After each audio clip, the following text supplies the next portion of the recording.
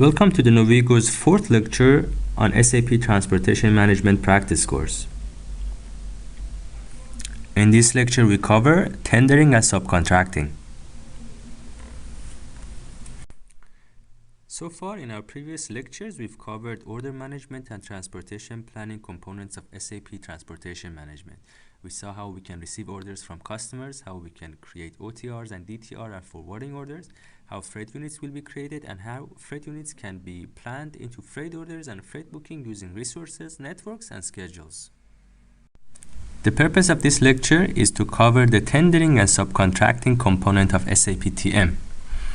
By the end of this lecture, you will be familiar with the most important objects, their definition and their interaction within tendering and subcontracting.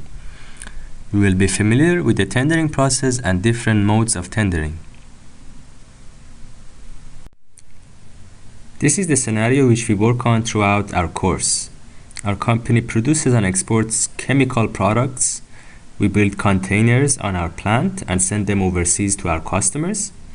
In this scenario, our goal is to send those containers to the port of discharge. In order to do that, we have two options. We can use port of loading 1 or port of loading 2. We choose the port of loading while we are in the planning stage and by considering the schedules. As you can see, our transportation network has two stages.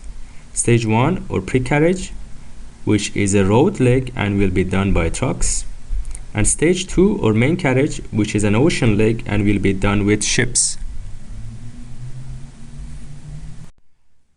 This flowchart belongs to the overview of tendering and subcontracting step in SAP Transportation Management. Freight orders can be tendered to different carriers through this process. Also, freight cost calculation can be triggered at the end of this tendering process.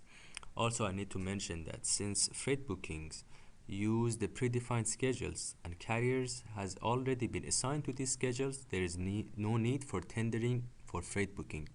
I'm going to explain more about tendering on next slides. Now let's discuss different ways of doing tendering. The first method is RFQ based tendering. In this method, shipper or LSP sends freight request for quotation to the carrier. Then the carrier responds with the freight quotation, and then the shipper or LSP either awards or rejects the carrier. In the direct tendering, the shipper or LSP tenders the freight order to the carrier. Then the carrier either confirms or rejects the freight order.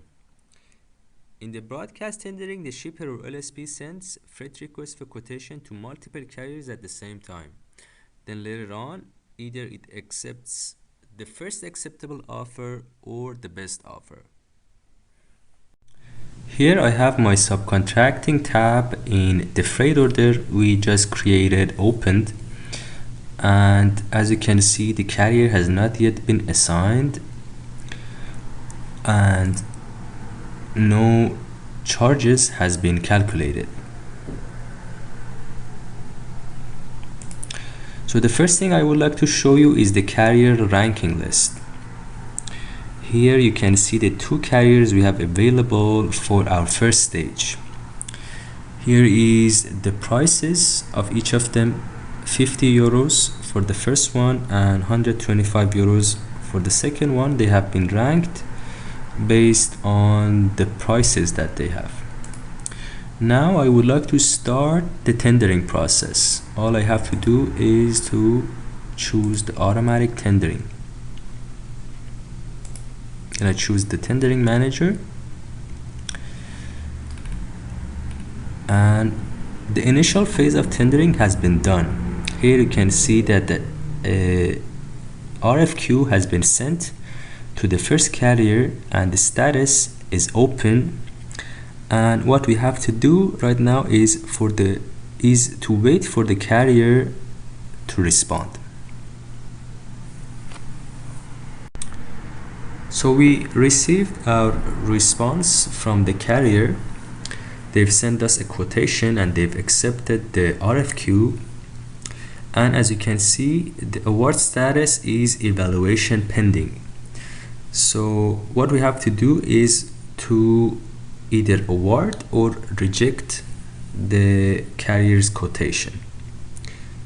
Now, awarding the carrier's quotation is something that needs to be done in the background, so I'll perform it in the background, then you guys can see the result. As you can see, I have awarded the carrier. It means that the status of our RFQ is closed.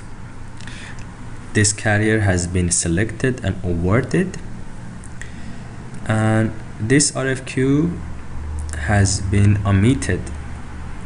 Now if I open my charges tab, I should be able to see the charges calculated. Here are the charges that I have for this carrier. 50 euros. It only has one line item, which is a mileage charge, and you can see the details here.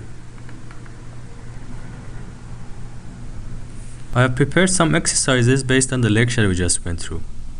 Exercise number 1. Why is it not usual to do tendering on freight bookings?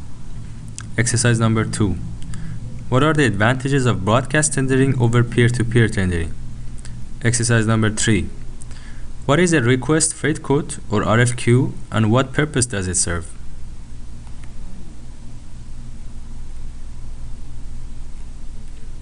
In this slide, you can see the answers for those questions.